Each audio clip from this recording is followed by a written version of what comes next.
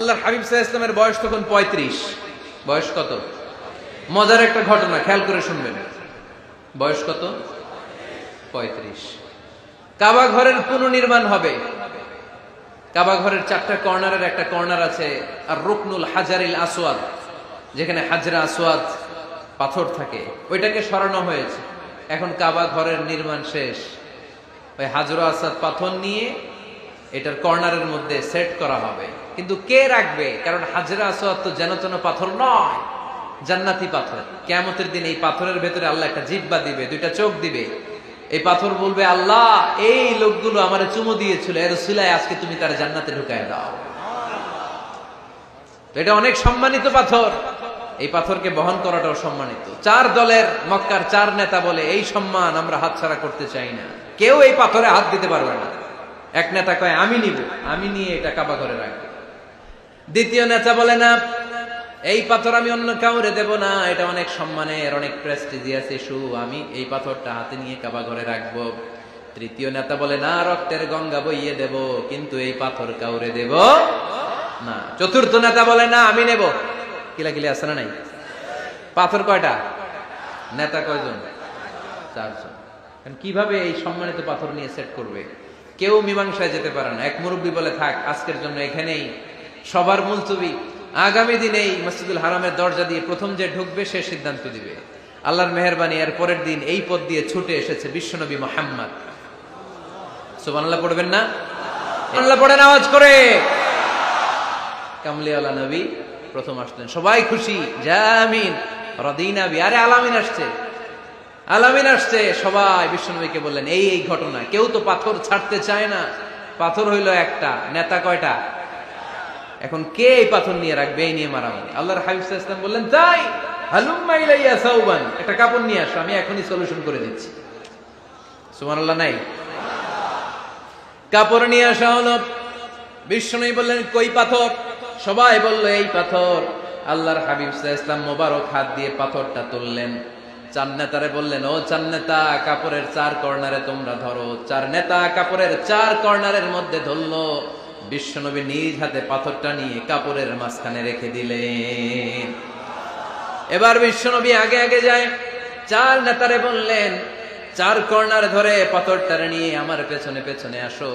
কাবার কাছে যে বিশ্বনবী আবার নিজ হাতে পাথরটা তুললেন, আবার নিজ হাতে কাবার ভেতরে রেখে দিলেন। পড়েন সুবহানাল্লাহ।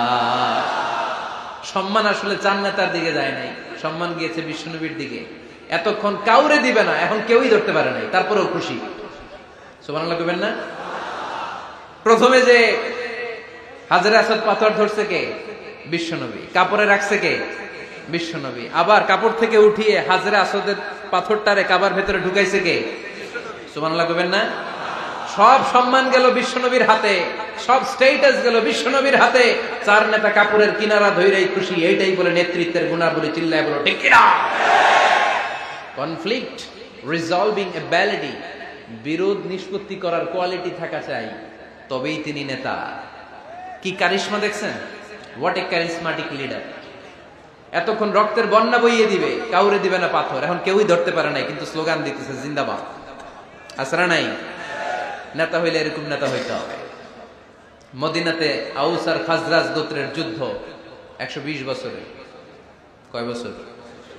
কেউ থামাতে পারে না, রক্তক্ষয়ী যুদ্ধ।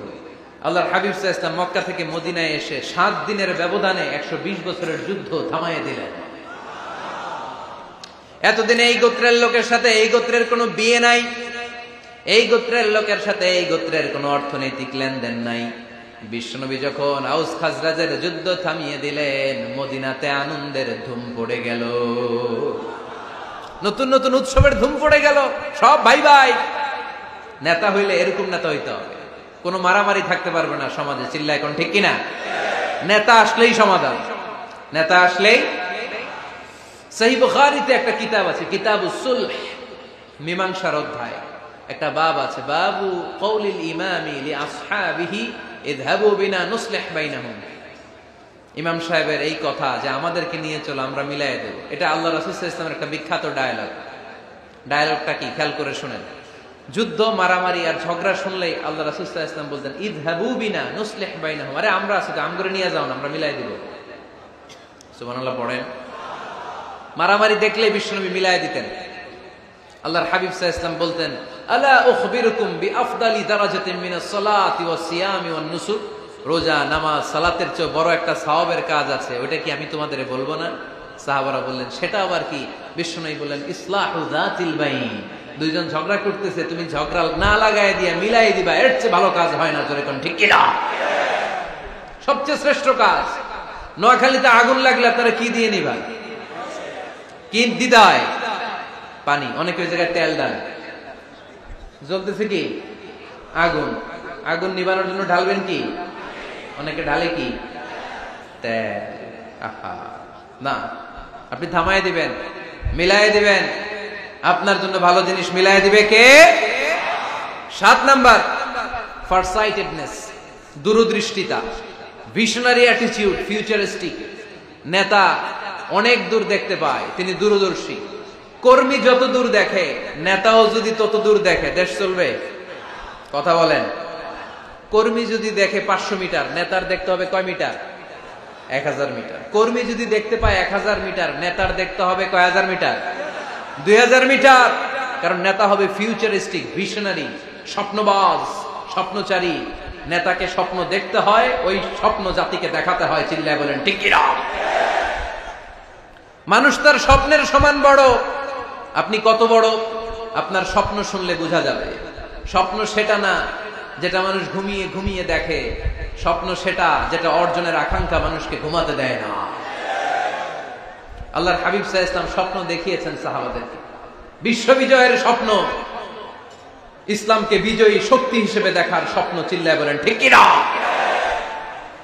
আল্লাহর হাবিব বলতেন, ইন্নাল্লাহা জাওয়ালি আল আরদা ফারাআইতু মাশারিকাহা ওয়া মাগারিবাহা। আল্লাহ তাআলা গোটা বিশ্বটাকে ছোট্ট করে আমার সামনে দেখিয়েছে।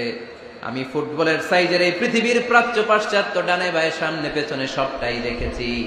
ওয়া ইন্না মুলকা উম্মতি সায়াবলুগু মা জুবিয়ালি। যত দূর আল্লাহ আমারে দেখিয়েছে, তত জায়গায় লা ইলাহার পতাকা পতপত করে একদিন উড়বে।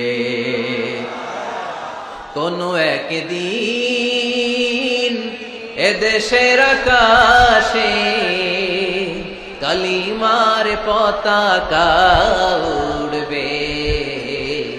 সেদিন সবাই খোদাই বিধান পে দুঃখ বেদনা ভুলবে। এটাই আমাদের স্বপ্ন। চিল্লায় বলেন ঠিক কি না? স্বপ্ন দেখতে জানতে হয়। সুলহে হুদাইবিয়া চলতেছে, সন্ধি। 1400 সাহাবা নিয়ে বিশ্বনবী মক্কায় আসলেন উমরা করতে। কাফেররা বলে, গো ব্যাক, অ্যাবাউট টার্ন, ফিরে যাও, হবে না। আল্লাহ রাসূল সাল্লাল্লাহু আলাইহি ওয়াসাল্লাম অনুরোধ করলেন, দাও না, উমরার নিয়ত করে এসেছি। ইজার আর রেদা পড়ে। কাফেররা বলে, না, আগামী বছর, এই বছর হবে না, চুক্তি করো। চুক্তির মধ্যে লেখা হলো, মা খাবা আলাইহি মুহাম্মাদুর রাসূলুল্লাহ। ঠিক আছে, চুক্তি 10 বছরের, মুহাম্মদ রাসূল সাল্লাল্লাহু আলাইহি ওয়াসাল্লামের পক্ষ থেকে চুক্তি। কাফেররা বলে, না, আমরা তো তোমার রাসূলুল্লাহ মানি না। তোমার রাসূলুল্লাহ মানলে তো মা সাদাদনাকা আলা শাই, তোমার সাথে কোনো ঝগড়াই নেই, রাসূলুল্লাহ কাটো। সাহাবীরা তেড়ে উঠলেন। ওমরে ফারুক বলেন, মুখ সামলে কথা বল। সুহাইল ইবনে আমির, তোর জিহ্বাটা আমি টেনে ছেড়ে ফেলবো, সাবধান। আমার নবী শেষ নবী, শেষ রাসূল মুহাম্মদ রাসূলুল্লাহ কাটার ক্ষমতা কারো নাই। আমি ওমর বেঁচে থাকলে কেউ কাটতে পারবে না। বিশ্বনবী বললেন, ওমর সরে যাও, কেটে দাও। সুবহানাল্লাহ কইবেন না? মুহাম্মদ রাসূলুল্লাহ কাফেররা মানে না। কাফেররা কয়, তুমি লেখো মুহাম্মদ ইবনে আব্দুল্লাহ, আব্দুল্লাহর বেটা মুহাম্মদ। কারণ মুহাম্মদ রাসূলুল্লাহ যদি এই সন্ধিতে থাকে, চুক্তি, তার নিচে আমরা সিগনেচার করি, তার মানে এটাই প্রমাণ হয়ে যায় আমি তোমাকে রাসূল বলে মানি। আমরা কাফেররা তোমাকে রাসূল বলে মেনে নিয়েছি। নো, তোমার রাসূল বলে মানলে তো খেলা এখানেই শেষ। কাটো, রাসূলুল্লাহ লেখা যাবে না, লিখতে হবে আব্দুল্লাহর বেটা মুহাম্মদ। কোন সাহাবারা রাজি হয় না। কথা শুনতেছেন? সাহাবারা বলে, রক্তক্ষয়ী যুদ্ধ হবে, আমার নবীর নামের পরে রাসূলুল্লাহ লিখতেই হবে। বিশ্বনবী বললেন, কেটে দাও। কারণ সাহাবারা দেখতেছে এতটুকু, বিশ্বনবী দেখে অতটুকু। বিশ্বনবী অন্য প্ল্যানে আগাচ্ছেন। বিশ্বনবী ভাবলেন, 10 বছরের যুদ্ধ বিরতি যদি হয়ে যায়, আমি আমার লোকদেরকে ঠিক করব। আমি তারবিয়া, তালিম, তাহজিব, তামাদ্দুন দিয়ে মদিনাটাকে একটা কল্যাণ রাষ্ট্রে পরিণত করব। আমি আমার ফোর্সকে সাজাবো, আমি আমার সাহাবাদেরকে প্রশিক্ষিত করব। এই 10 বছরের ব্যবধানে আমি গোটা বিশ্বকে ঝাঁকি মেরে কাঁপিয়ে দেব। কিন্তু সাহাবারা পড়ে আছে রাসূলুল্লাহর মধ্যে। সাহাবারা পড়ে আছে কই? সাহাবারা এর চেয়ে বেশি ভাবতে পারতেছে না। সাহাবারা বলে রাসূলুল্লাহ কাটা যাবে না, বিশ্বনবী বলেন কেটে দাও। তার মানে নেতা কর্মী যদি দেখে 500 মিটার, নেতার দেখতে হবে 1000 মিটার। চিল্লায় বলেন ঠিক কিনা? নেতার 9 নাম্বার গুণাবলী, a leader should be very strategic. নেতাকে কৌশলী হতে হয়। কৌশল না জানলে উনি নেতা হতে পারে? বলেন। ডিপ্লোম্যাটিক কোয়ালিটি, কূটনীতি যদি না জানা থাকে নেতা হইতে পারবে? আল্লাহর হাবিব সাল্লাল্লাহু আলাইহি ওয়াসাল্লামের মতো বড় কূটনীতিবিদ পৃথিবী দেখেছে? কথা কন না কেন? দেখেন কি ধরনের স্ট্র্যাটেজি আমার নবী ফলো করতেন। আমার নবী যদি যুদ্ধ করতে কোথাও যেতেন, অ্যাটাক করবেন ডান দিকে, অ্যাটাক করবেন কোন দিকে? খায়বার অ্যাটাক করবেন, খায়বার ডানে। বিশ্বনবী বের হতেন মদিনার বাম দিক দিয়ে। যাবেন কই? ডানে। আওয়াজ করে বলেন যাবে কই? কিন্তু মদিনা থেকে বের হইতেন কোন দিক দিয়ে? বাম দিক দিয়ে। লোকেশন আর ডাইরেকশন কখনো কারোর সাথে শেয়ার করতেন না। উনি কই যাচ্ছে কেউ বুঝতো না। বাম দিক দিয়ে বের হয়ে অনেক ঘুরে তারপরে ডান দিকে যেতেন। সুবহানাল্লাহ পড়বেন না? অ্যাটাক করার সময় 3টা অপশন দিতেন, choose any of the options. যে বলতেন নাম্বার 1 আসলিম তাসলাম, ইসলাম মানো, ভাই ভাই আমার হৃদয়ে চলে আসো, তোমরাও ভাই আমরাও ভাই, দুনিয়াতেও শান্তি আখিরাতেও শান্তি। এটা যদি ভালো না লাগে, option 2 you pay the tax, we provide you the security. তোমরা ট্যাক্স দিবা, আমরা তোমাদেরকে সিকিউরিটি দিব। ইয়াতুনা আল জিজিয়াতা আন ইয়াদিন ওয়া হুম সাগিরুন, তোমরা জিজিয়া দিবা, আমরা সিকিউরিটি দিব। প্রথম অপশন মুসলমান হইলা না, আমাদের ভাইও হইলা না। দ্বিতীয় অপশন ট্যাক্সও দিবা না, কাফির থাকতে মনে চায় থাকো, খ্রিস্টান থাকো, ইহুদি থাকো, ধর্মান্তরিত হওয়া লাগবে না, খালি ট্যাক্স দিবা, ওইটাও ভালো লাগে না। 3 নাম্বার অপশন হচ্ছে the sword will decide what gonna happen among আস, তলোয়ার ফয়সালা করবে এখন কি হবে। সুবহানাল্লাহ কইবেন না? প্রথমেই যেই কোথাও অ্যাটাক করতেন বিশ্বনবী, সবসময় ডিফেন্সিভ মোডে থাকতেন, আত্মরক্ষার মোডে থাকতেন। আক্রমণ করা হলে মেনে নিতেন, ধৈর্য ধারণ করতেন। ধৈর্যের সীমা যখন ছাড়িয়ে যেত তখন বিশ্বনবী হাত তুলতেন, চিল্লায় বলেন ঠিক কিনা? যুদ্ধের ময়দানেও যখন সেনাপতি পাঠাতেন বলতেন খবরদার নারীদের গায়ে হাত তুলো না, বৃদ্ধাদেরকে মেরো না, শিশুদেরকে মেরো না, ওই এলাকার পাদ্রীদের গায়ে হাত তুলো না, ওই এলাকার গবাদি পশুগুলোকে হত্যা করো না, গাছপালাগুলো ধ্বংস করো না। তোমাদের বিরোধী যোদ্ধারাও যদি তলোয়ার রেখে দিয়ে হাত তুলে বলে আল আমান, সিকিউরিটি সিকিউরিটি, আমরা আমান চাই, নিরাপত্তা চাই, তাকেও মেরো না। সুবহানাল্লাহ পড়বেন না? গোটা বিশ্বকে সভ্যতা শিখিয়েছেন। মক্কা বিজয়ের পরে গণধর্ষণ করেন নাই, গ্রামকে গ্রাম তিনি জ্বালিয়ে দেন নাই, হাজার হাজার লক্ষ লক্ষ শত্রুকে এক বাক্য দিয়ে ক্ষমার ঘোষণা দিয়েছেন, চিল্লায় বলেন ঠিক কিনা? As a father, as a teacher, as a commander, as a leader, as a lawgiver, as a lawmaker, as a reformer of the society, Muhammad is the superman of the world. আওয়াজ করে পড়তে হবে আল্লাহু আকবার। কূটনীতি কারে বলে? Diplomacy কারে বলে? স্ট্র্যাটেজিক অ্যাটিটিউড কারে বলে? শিখে নেন। বদরের প্রান্তরে বিশ্বনবী সাল্লাল্লাহু আলাইহি ওয়াসাল্লাম উপস্থিত হলেন। ওই যে কাফেরদের তাবু, কাফেররা আসছে 3 দিন আগে, মুসলিম সৈনিকরা পৌঁছলেন 3য় দিন। এসে বিশ্বনবী সাল্লাল্লাহু আলাইহি ওয়াসাল্লাম সবাইকে বললেন কত হতে পারে কাফের, কেউ বলতে পারে না। 2 জন রাখাল পেয়ে জিজ্ঞেস করলেন, এই রাখাল কয়দিন ধরে আছো? আমরা 1 সপ্তাহ ধরেই বদরে আছি। শুনতেছেন? শুনতেছেন? উনি বললেন ওই যে কাফেররা যে আসছে কয়দিন আগে? কয় 3 দিন আগে। 3 দিন আগে। কত হবে সংখ্যা? কলু কাসীর, অনেক। কত হইতে পারে? রাখাল 2 টাকা জানি না। আল্লাহ রাসূল সাল্লাল্লাহু আলাইহি ওয়াসাল্লাম চিন্তায় পড়ে গেলেন, কারণ ওনার যুদ্ধে অ্যাটাকের সিস্টেম ছিল শত্রু সংখ্যা কত এটা আমাকে জেনে নিতে হবে। সুবহানাল্লাহ পড়বেন না? অনেক কৌশল হাতড়িয়ে এবার বিশ্বনবী আবার রাখাল 2 টাকে ডেকে পাঠালেন, বললেন কাম ইয়ানহারুনা কুল্লা ইয়াউম, ওরা আসার পর থেকে প্রতিদিন খাওয়ার জন্য কয়টা করে উট জবাই করে? এবার ওরা বলল প্রথম দিনে ইয়াউমান তিসআন, প্রথম দিন খাওয়ার জন্য উট জবাই করেছে 9টা। অফিল ইয়াউমি সানি 10, আর দ্বিতীয় দিনে উট জবাই করেছে 10টা। বিশ্বনবী বললেন তাই ইদান আল কওমু মা বাইনা 900 ওয়াল আলফ, তাহলে কাফেররা 900 থেকে 1000 এর মধ্যে হবে। কত ছিল কাফেরের সংখ্যা? বদরের যুদ্ধে কাফেরের সংখ্যা ছিল কত? 1000। কিভাবে নমুনা দেখে আলামত সংগ্রহ করতেন? ওরা কয়টা উট জবাই করেছে, 2 দিনে প্রথম দিন 9টা, দ্বিতীয় দিন 10টা। বিশ্বনবী হিসাব মিলাই ফেললেন যোগ বিয়োগ দিয়ে, কাফেরের সংখ্যা 900 থেকে 1000-এর মধ্যে হবে। হিসেব করে দেখা গেল 1000 সৈনিক এসেছিল সেই বদরের যুদ্ধে। চিল্লায় বলো আল্লাহু আকবার। স্ট্র্যাটেজি জানতে হয় না, তাকে কৌশল জানতে হয়।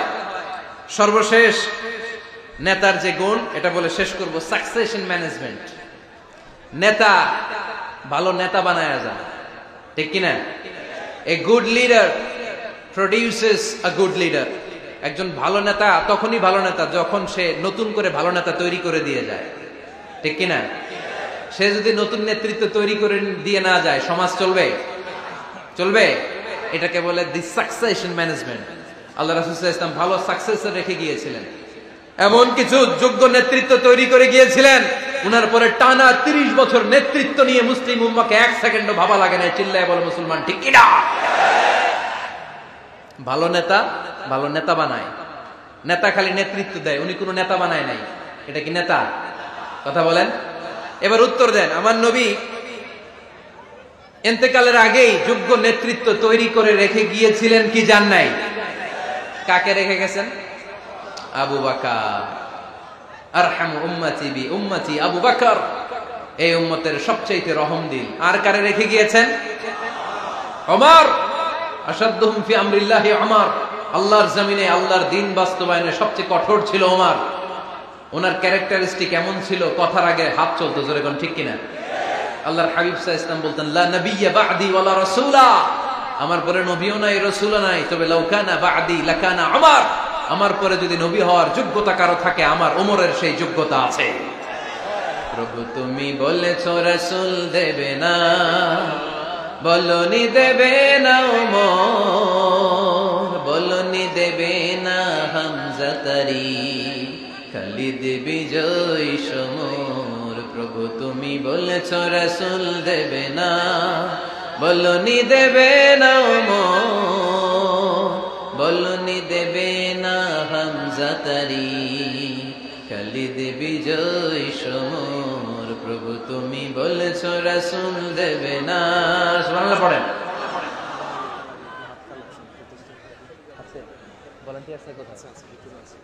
এই উঠতেছেন কেন? হ্যাঁ, উঠলেন কেন? এই 2 ঘন্টা ওয়াজ শোনার পরে শেষ বেলায় আপনারা উঠে যাবেন না? বিশৃঙ্খলা আমি দেখতে চাই না। একটা লোক প্যান্ডেলে আওয়াজও করবে না, উঠতেও পারবে না। আমার নবী নিজেও ছিলেন শ্রেষ্ঠ নেতা, রেখেও গিয়েছেন শ্রেষ্ঠ নেতা। চিল্লায় বলেন ঠিক কিনা? সাইয়েদনা আবু বকর, সাইয়েদনা উমর ফারুক, উসমান যুন্নুরাইন, আলী রাদিয়াল্লাহু তাআলা আনহু যোগ্য নেতৃত্ব হাতে কলমে প্রশিক্ষিত করে ওনাদেরকে রেখে গিয়েছেন। তাই মুসলিম উম্মাহর নেতৃত্বে সংকটে পড়া লাগে নাই। জোরে কোন ঠিক কিনা? জি। তো এইজন্য আমরা চাই আমাদের একটা সেন্ট্রাল লিডারশিপ থাকুক, কেন্দ্রীয় নেতৃত্ব, যেই নেতাদের নেতৃত্বে আমরা সামনের দিকে যাব। যে 10টা পয়েন্টস আমরা শুনলাম, আমাদের সব নেতাদের এই গুণগুলো থাকার দরকার আছে না নাই? এই গুণগুলো আমলে নিয়ে মুসলিম উম্মাহর এই নেতৃত্বের সংকট যেন আমরা কাটিয়ে তুলতে পারি। আল্লাহ তুমি তৌফিক দান করো, আমরা পড়ি আমিন। এখানে বিশাল একটা প্রতিষ্ঠান আছে, এই বিশাল প্রোগ্রাম থেকে শুরু করে অনেক খরচ ওনাদের হয়েছে। স্বেচ্ছাসেবক ভাইয়েরা তাদের সময় মাত্র 2 মিনিট। এই 2 মিনিটে প্যাকেট নিয়ে আপনাদের সামনে যাবে। যার যতটুকু সুযোগ হয়, আমরা কেউ বাদ যাব না। এই প্রোগ্রামের জন্য এবং এই বিশাল মাদ্রাসার জন্য আমরা মুক্ত হস্তে দান করে যাব। এই উঠতেছেন কেন? উঠলেন কারা কারা? এদিকে তাকান, যারা উঠছেন এদিকে তাকান, দেখি তাকান তাকান। আমরা দোয়া ছাড়া কেউ যাব না। যাবেন? ভদ্র, নোয়াখালীর ছেলেরা অনেক ভদ্র। বসেন। সুন্দর সুন্দর ঘোষণা আছে কয়েকটা, সুন্দর সুন্দর ঘোষণা। এতক্ষণ তো প্লে কার্ড দেখাইছো, উই লাভ আজহারি। এখন উঠলে হবে? কতটুকু লাভ করো আজহারিরা দেখবো। বসো, একটা উঠতে পারবো না। আমার ভাই রফিকুল্লাহ আফসারি ভাইয়ের অসাধারণ কিছু বই আছে, অনেকে খুঁজে কোত্থেকে পাবে। আজকে এখানে আছে, যাদের দরকার আপনারা নিয়ে যাবেন। আমি নিজেও ওনার একজন ভক্ত, ওনার লেখার ভক্ত। আমি নিজেও ওনার লেখার পাঠক। অসাধারণ লিখেন। কি যেন একটা দেখলাম, নানা আলেম নানা মতে, আমি যাব কোন পথে? আলেমরা নানান মতে, পাবলিক যাবে কোন পথে? তো সুন্দর সুন্দর বই আছে, এগুলো আপনারা নিয়ে যাবেন। স্টেজে উপস্থিত আছেন নোয়াখালী জেলার এডিশনাল এসপি, কই উনি? আপনি? মাশাআল্লাহ মাশাআল্লাহ। কাজী মোহাম্মদ আব্দুর রহিম ভাই না? আলহামদুলিল্লাহ, আপনাদের এই জেলার এডিশনাল এসপি সাহেব আছেন। আমি ওনাদেরকে ধন্যবাদ জানাই যে এত ব্যস্ত মানুষ আমি জানি, তারপরেও ওনারা এই প্রোগ্রামে উপস্থিত হয়েছেন। অনেক শুকরিয়া জানাই। কোম্পানিগঞ্জ উপজেলার ওসি সাহেব আছেন জনাব আরিফুর রহমান ভাই, সাবেক উপজেলা চেয়ারম্যান মিজানুর রহমান বাদল ভাই, আমার নামে নাম